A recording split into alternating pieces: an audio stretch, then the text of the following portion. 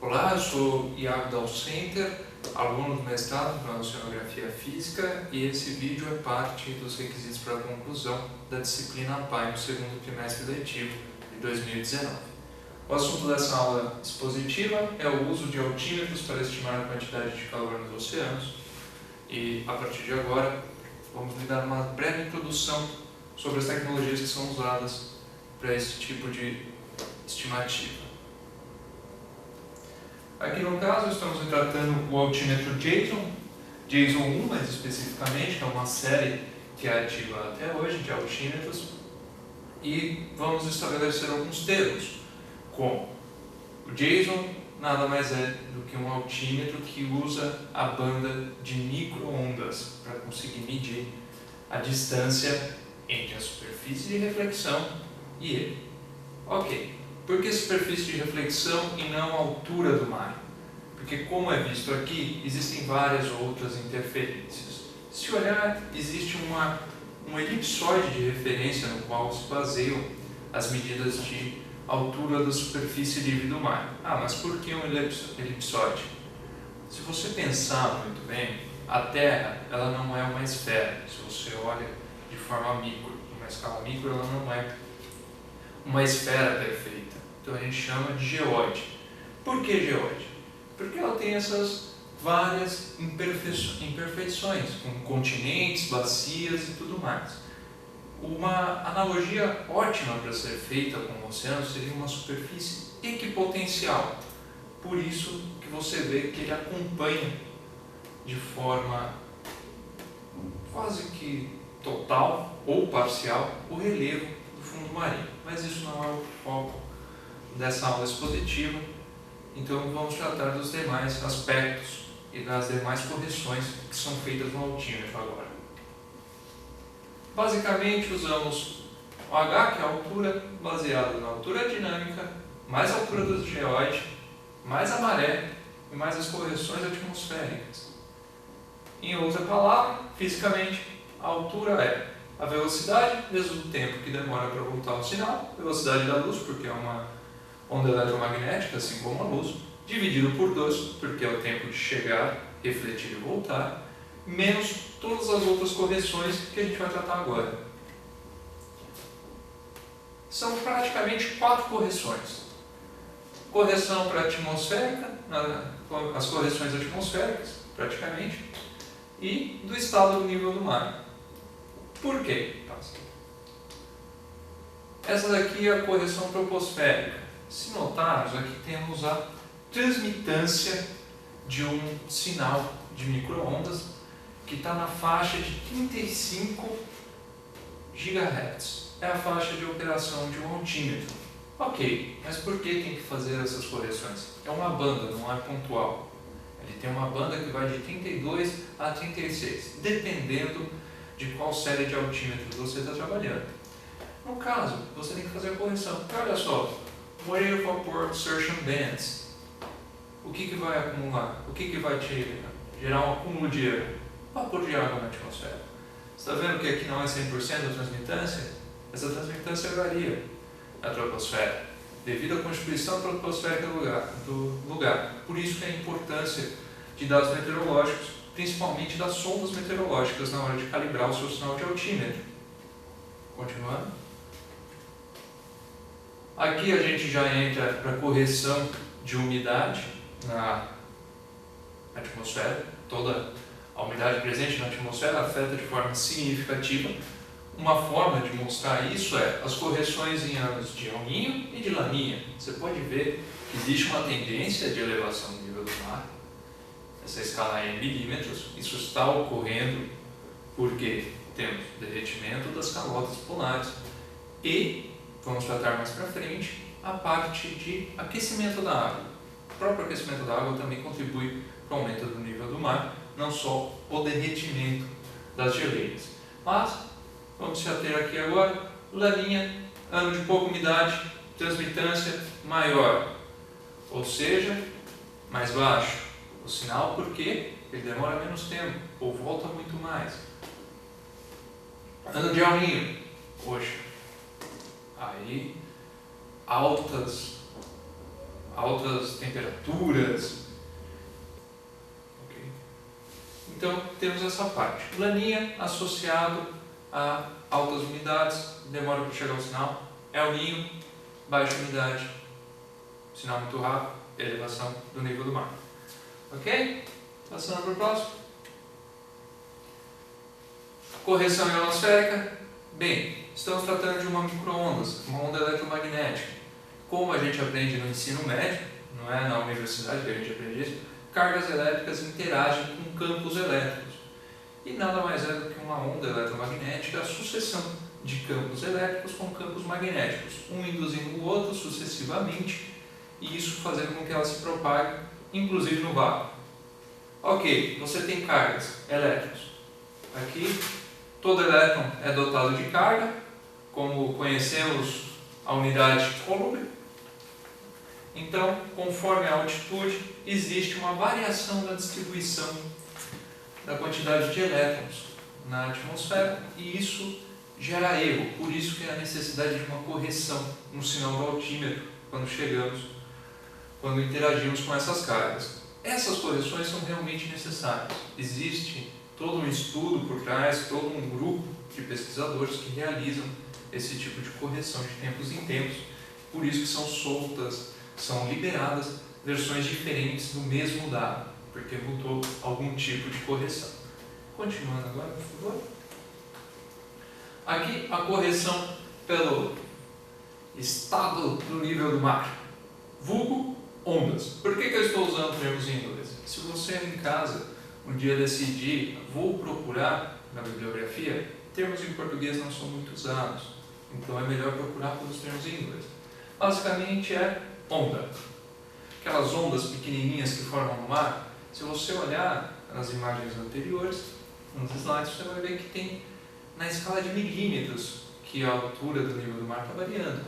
Uma onda de capilaridade já afeta isso, ou seja, você tem que corrigir isso de alguma forma. Como você corrige? Dado o escaterômetro, que são outros sensores a bordo de satélites que servem para medir o vento. Você tem que corrigir esse tipo de dado, usando porque, querendo ou não, 1 milímetro faz diferença do que a gente está procurando com esses dados. Então é necessário ter todo esse refinamento. Isso aí se baseia em algoritmos, em análises e tudo mais, que agora não convém mostrar por nome. Vamos partir do princípio que ocorrem essas correções e a gente já recebe o dado limpinho, tranquilo, sem erro, refletindo a realidade, o que muitas vezes não é verdade, mas a gente assume. Próximo, por favor. Aqui são todas as correções integradas. Essa imagem resume todas as correções que são necessárias para se realizar com o altímetro, para que se tenha um dado confiável. Então, tendo isso, fato, aplicado todas as correções com o altímetro, o que vamos fazer? Partir agora para as estimativas da quantidade de calor. O como é feito isso? Porque depois a gente vai juntar tudo e vai ficar legal, pessoal. Quantidade de calor específico, vamos lá, ensino médio feelings. Muito bom. Ninguém respondeu porque não tem ninguém na sala. Por definição, quantidade de calor, a gente chamou de HS, Heat Storage, em inglês, porque aqui é uma aula bilíngue, e é muito mais fácil achar documentação em inglês do que em português, infelizmente. Nada mais é do que a integral do produto entre a densidade, o calor específico. Isso varia para cada material, no nosso caso, água com sal. E a variação de temperatura, grosso modo. Óbvio, por que eu coloquei a integral e não delta? Simples, o perfil de densidade, o perfil de temperatura, que vai influenciar a densidade da coluna d'água, obviamente, mas a gente assume uma densidade média, varia de uma forma não linear, não é algo que é uma função de primeiro grau, a grosso modo. Ela é mais quente na superfície, passa por uma termoclina e aí segue quase que constante até o fundo do oceano. Recadinho. Vai passar. Aqui, ó, a variação da densidade devido à expansão térmica. O que acontece? Vamos lembrar do nosso ensino médio. Nossa, tô lembrando do ensino médio, todo mundo viu? Ciência é coisa simples, todo mundo já fez um dia, é só aplicar. Só aplicar, bem tranquilo. Então, variação da densidade devido à expansão térmica. O que acontece? Você tem um corpo, ele possui uma massa constante. Aqueceu, ele expande, mas a massa não varia, a massa é a mesma. Se ele aumentou o volume, mas sua massa continua a mesma, teve uma perda na densidade. Ou seja, a densidade dele diminuiu, ele ficou menos denso, mas o volume aumentou. Como que a gente retrata isso matematicamente? Aqui, variação da densidade é proporcional, diretamente proporcional à variação de temperatura desse corpo. Por quê? Esse alfa aqui a gente já viu no ensino médio, é o coeficiente. Como que a gente consegue isso? A gente pega na tabela. Porque já teve um porre de cientista que se reuniu, determinou isso, então a gente pega na tabela. É bem mais simples. Mas você pode determinar, mas não é o nosso caso. Voltamos para o próximo. Agora vamos juntar tudo. Teve uma pessoa que tentou fazer isso. Tentou e conseguiu. Chambers. Ele pegou e falou. Agora vamos correlacionar tudo, vamos juntar tudo. Porque até agora eu só falei de coisas separadas. O que uma coisa tem a ver com a outra? Agora que a gente vai ver. Teve um pesquisador em 1997, se não me engano, chamado Chambers. Ele já previu essa questão de que se você aquece a água do mar, ela aumenta, ela sobe, ela fica mais alta. Ou seja, se ela fica mais alta, dá para medir. E a gente pode medir isso com o satélite, com o altímetro. Por quê? Ela expandiu, aumentou a altura da superfície livre do mar, isso a gente consegue ver. Então, ele definiu isso no trabalho, de que a variação do seu heat storage, ou a quantidade de calor que você tem e varia na sua coluna d'água, é proporcional à sua variação de altura no nível do mar, da superfície livre do nível do mar. Ok. Baseado nisso e tudo mais, o que aconteceu? Ele só elucubrou, mas na época, dados de satélites altimétricos não era uma coisa muito acessível, você tinha que pedir uma fita, isso foi um artigo extremamente teórico. O que aconteceu? Mais tarde, vieram outros pesquisadores e colocaram em prática, usaram dados in situ para determinar esse tipo de coisa. Como é o caso? Esse estudo de caso feito pelo professor Polito e a professora Olga, junto com o Timothy Liu, no JPL, aquele laboratório super legal que só aparece em filme da NASA. Ele existe e fazem oceanografia, e tem pessoas próximas a nós, aqui na USP, que estudaram lá. Então, se inscrevam na FUVEST, fica a dica. E elucubraram, tinham dados suficientes para isso. Usaram o Topex Poseidon, que é uma linha de satélites que foram lançados pela NASA, que depois foram substituídas pelo JSON, e usaram dados do CalCOF e demais instituições que eram capazes de medir perfis de temperatura e salinidade no mar. Fazendo isso, o que eles obtiveram? Vamos para os resultados. Essa aqui é a área de estudo, toda a região. Você pode ver que foi no Oceano Pacífico, aqui perto do Havaí, perto do Equador. O Equador é legal. Não. Pegaram todos esses dados, reuniram, plotaram, fizeram as contas, usaram aquelas contas de mas como é que é a quantidade de calor, quanto eu tenho, quanto que o satélite fala que eu tenho, o quanto que ela está variando, eu consigo verificar essa variação? Consegue. Vamos ver mais para frente nos resultados? Aqui. Usando as boias do HYS e do H junto com o Topex, depois vamos ver os outros projetos que foram utilizados.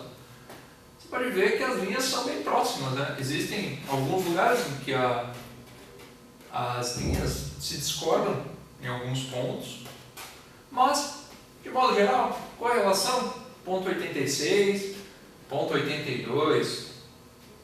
Poxa, tá uma correlação relativamente boa. Para as ciências da Terra, isso é uma ótima correlação. ainda mais quando a gente sofre de um pequeno problema que é a réplica de dados. Uma vez que já aconteceu, a gente não pode voltar no tempo e medir de novo, infelizmente. Prosseguindo, por favor. Aqui para os demais boys do projeto ONBOT, também notamos aqui uma correlação um pouquinho menor de 0,75, 0,67, ok, não é a melhor de todas, mas ainda assim uma boa correlação. Aqui também correlações de 0,80, 0,78, 0,90, 0,88, são correlações boas. O que isso infere? Se tem uma boa correlação, o que o altímetro te fala e o dado que você mediu está falando o quê? Está falando as mesmas coisas, estão te mostrando a mesma coisa. Isso se chama validação. É uma coisa que a ciência necessita. Você precisa validar.